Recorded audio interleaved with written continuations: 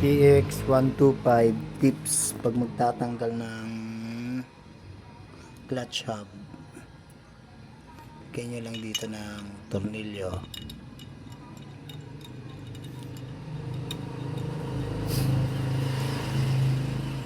Tapos tukod nyo to. Yan. Yan lang. Sa kanya gamitan ng impact. Ganon din pagka paano. Tips lang. Ano? Easy. Hindi mo na kailangan ng ano. Huwag lang.